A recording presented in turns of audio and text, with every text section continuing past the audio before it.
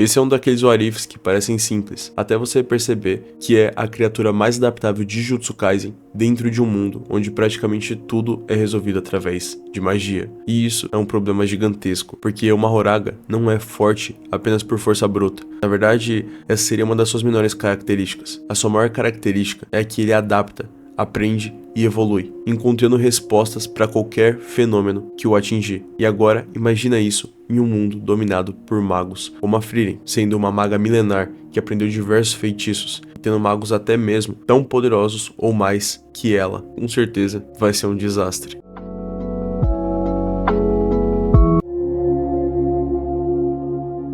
Vamos supor que o Mahoraga então surge misteriosamente em uma floresta próxima a uma cidade humana. O Mahoraga comum, normal, mais aproximado daquele que vimos no anime, invocado por Megumi Fushiguro. Afinal de contas, tanto que foi invocado por Sukuna, quanto que foi invocado por Yuka em Jujutsu Kaisen módulo, era extremamente mais poderoso que o Mahoraga invocado por Megumi. Afinal de contas, eles tinham colocado pacto de vida e votos vinculativos, restrições que poderiam aumentar não somente a adaptação, mas a velocidade de adaptação e os poderes do Mahoraga. Logo, o Mahoraga estava muito mais bufado e é completamente injusto pegar um momento específico do personagem e julgar como se fosse realidade. Infelizmente, muitos fãs de Jujutsu Kaisen fazem isso, mas aqui estaremos considerando apenas o Mahoraga base, aquele que precisa apanhar, que precisa girar a roda, que precisa ter algo tão poderoso quanto a expansão de domínio do Sukuna para conseguir eliminá-lo de uma vez por todas. Caso contrário, ele vai se adaptar. Ele não é invencível, mas com certeza não deve ser subestimado. Dito isso, ele surgiria nessa floresta e no início ninguém entenderia o que ele é. Se seria um monstro, se seria um demônio, se seria uma criatura mágica. A Guilda dos Magos enviaria um grupo de investigação e o resultado seria um massacre. Isso porque o Mahoraga ataca qualquer um. Como o Shikigami mais poderoso da técnica das 10 sombras, ele não obedece a nenhum código ético fixo. Ele não faz distinção entre aliados e inimigos. Uma vez invocado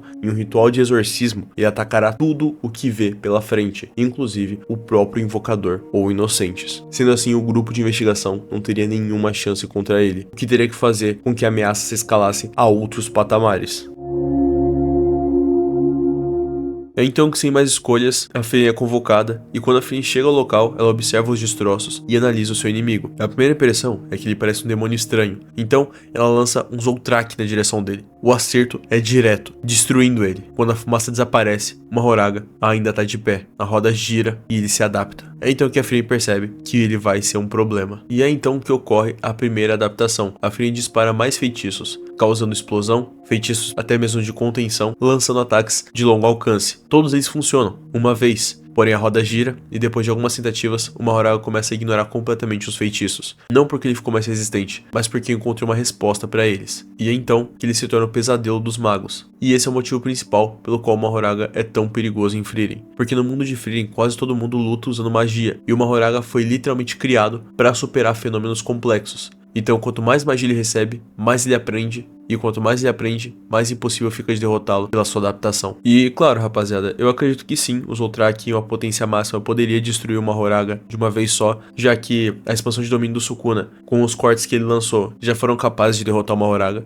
e o Zoltrak não seria diferente, ainda mais sendo uma técnica aperfeiçoada dentre séculos e séculos. Mas vamos considerar aqui, para a análise ficar mais legal e para esse what if também ficar mais divertido, que de alguma forma a Frieren não disparou um Zoltrak tão potente assim, justamente para testar talvez a força do oponente e ele sobreviver. Eu sei que a Frieren é uma pessoa que luta muito a sério, principalmente quando ela nota uma ameaça iminente, e provavelmente o Mahoraga sim teria perdido logo de cara, mas vamos imaginar que isso não ocorreu e por conta disso o Mahoraga se adaptou aos feitiços. E é então que a Fern chega para ajudar. E para quem não sabe, a Fern é famosa por ter uma velocidade absurda, uma precisão e pressão constante com seus feitiços. E inicialmente, ela se sai melhor que a Frieren até, já que agora elas têm ciência da ameaça que o Mahoraga representa e de que elas não podem hesitar, elas têm que lutar com tudo. E então ela dispara dezenas de feitiços diferentes com potência máxima, mas isso acelera a adaptação. A roda gira e logo o Mahoraga começa a antecipar seus disparos. E é então que a Fern percebe que ele tá aprendendo e não tem muito o que fazer a essa altura. E a Frieren então, sem mais escolhas, decide tentar uma abordagem diferente. Agora a situação muda, porque o Stark não usa magia, ele usa força física, técnica e instinto para lutar. E pela primeira vez o Mahoraga encontra algo diferente. A luta vira um espetáculo, montanhas sendo destruídas, árvores voando, crateras surgindo, mas o uma Horaga também começa a se adaptar ao combate físico. E na verdade tem uma velocidade e força até maior. E aqui sim eu acredito que o Stark poderia vencer uma Horaga também. Já que, para quem não sabe, o Stark possui uma técnica chamada Lightning Strike. E ela funciona da seguinte forma: o Stark guarda sua defesa, levanta seu machado sobre a cabeça e golpeia para baixo com uma velocidade de força avassaladora. E o movimento é tão rápido e poderoso que ele gera uma onda de fricção no ar, produzindo um feixe brilhante de luz, como se fosse literalmente um relâmpago, dando nome à técnica, capaz de até mesmo cortar montanhas e deixar apenas o som de rocha após o impacto. E essa explosão descomunal e destruição em massa, fazendo com que tudo vire pó, não te lembra alguma coisa? Pois é, o Stark poderia fazer a mesma coisa que o Sukuna fez contra uma Horaga, realizar vários ataques e cortes, fazendo com que a regeneração de uma Horaga fique um pouco mais devagar, e aproveitar isso para usar o Lightning Strike e simplesmente desintegrar ele com um ataque fatal. Mas vamos continuar e vamos dizer que mesmo com esse ataque, uma Horaga conseguiu sobreviver. Aí surgiria a grande descoberta da Frieren. A Frieren recuaria e mandaria todos recuarem também. Ela observaria e analisaria tudo, e finalmente entenderia que eles não estão lutando contra um monstro, eles estão lutando contra um processo de adaptação. Esse é o verdadeiro inimigo deles. Uma Horaga até que é forte, mas qualquer um deles consegue se desviar dos ataques e lutar de igual para igual. No caso do Stark, de guerreiros fisicamente, e dos magos utilizando barreiras, voando e se esquivando, segurando ele por um tempo. Os magos atacando longas distâncias e o Stark com a sua força absurda. Mas o problema não é esse. O problema é impedir que a adaptação consiga fluir para que uma Horaga seja derrotado. E é então que a Frieren percebe algo: toda adaptação leva tempo, a roda precisa girar, e de fato não é um giro instantâneo. Se forem reparar mesmo na luta do Sukuna contra uma Horaga, a adaptação demora tanto quanto o combate no geral. O confronto em si acontece em tempo real, e dá pra ver o quanto ele demora para se adaptar aos cortes do Sukuna até que eles se tornem capazes de não sofrer tanto dano. Ainda assim, uma Horaga, mesmo adaptada aos cortes do Sukuna, ainda sofre os ferimentos e ainda precisa se regenerar. Ou seja, ele não se torna imune, ele só se adapta e aquilo não se torna mais mortal. Logo, ataques ainda vão surtir efeito nele, mas não vão causar dano, só vão fazer o que eles são feitos para fazer. Ou seja, cortes ainda vão cortar, ele só vai se regenerar. Magias ainda vão explodir ele, só que ele vai se regenerar. Então ela nota que logo a única forma de vencer é destruir uma Horaga antes da adaptação terminar, segurando ele tempo suficiente para usar algo tão esmagador que ele nunca consiga responder a tempo, travando a sua regeneração e eliminando o Shikigami.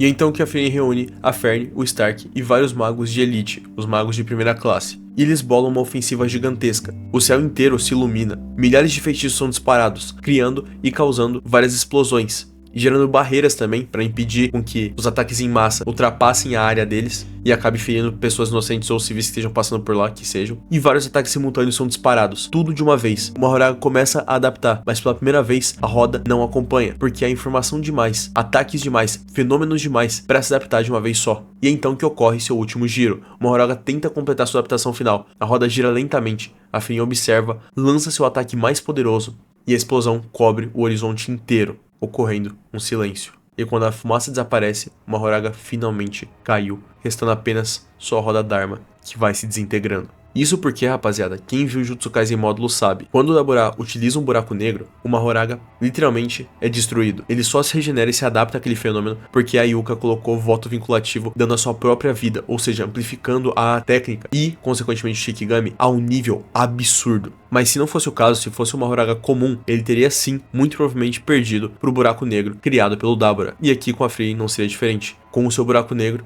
a Frieren conseguiria destruir uma Horaga de uma vez por todas. Mas e se ele sobrevivesse? Vamos imaginar aqui que agora vem a parte mais assustadora ainda, de que ele teria até mesmo sobrevivido a isso. Se uma Horaga sobrevivesse por dias ou semanas, acabou, porque eventualmente ele começaria a se adaptar a magia ofensiva, magia defensiva, selamentos, ilusões, barreiras, encantamentos, nada seria capaz, nada seria páreo para derrotar ele, até chegar ao ponto onde praticamente todo o sistema de combate de Frieren se tornaria inútil contra ele. E aí, sinceramente, eu acredito que só a Azeri para derrotar ele, já que a gente não sabe literalmente nem metade dos feitiços que a Azeri domina. Só sabemos que ela é o epiteto dos magos e muito provavelmente a maga mais poderosa de Frieren, até mais forte que a própria Frieren. E numa conclusão geral, eu acredito que quem vence aqui no primeiro encontro seria a Frieren, caso ela lutasse de uma vez, atacando com tudo. Agora, se ela atacasse apenas para eliminar com uma força retida, para não destruir muitas áreas, a Frieren perde, porque uma Horaga se adaptaria e complicaria demais. Mas com uma preparação, a Frieren vence, já que ela teria muitas pessoas à disposição para ajudar a destruir e dizimar aquela ameaça, além de que a Fênix com preparo não daria nem tempo para uma Horaga reagir, né? Ela lançaria o seu feitiço mais forte logo de cara e eliminaria a ameaça. Mas se uma Horaga tivesse tempo suficiente, uma Horaga viraria uma ameaça de nível Rei Demônio com certeza, porque o maior erro seria enxergá-lo ele como um monstro, quando na verdade ele é uma máquina perfeita de adaptação, e se estivesse nas mãos certas, poderia ser uma peça indispensável para o mundo de Frieren. E em um mundo onde quase tudo depende de magia, isso é quase o equivalente a soltar um predador no topo da cadeia alimentar da Associação dos Magos em Frieren. E bom, rapaziada, espero que vocês tenham curtido esse vídeo. Quis fazer algo um pouco mais diferente, né? Não ficar só no tema de ReZero. Espero que vocês tenham curtido esse vídeo. Apoiem como vocês puderem, se puderem estar hypando o vídeo, dando like, compartilhando, acessando os links na descrição, ou mesmo se tornando membro do canal, já vai estar me ajudando demais, tá bom? Eu tô com um projeto aí de fazer vídeos exclusivos para os membros do canal. Eu até postei lá na comunidade, então se você quiser se tornar membro e vai lá responder para ganhar aí vídeos exclusivos do canal e receber outros benefícios, tá bom? No geral é isso, rapaziada. Não esqueça de beber água, de estar a postura de vocês. Um beijo, um queijo pra vocês, um coração invisível pra vocês também. A gente se vê com certeza no próximo vídeo. E fiquem com Deus, rapaziada. Até mais e tchau, tchau.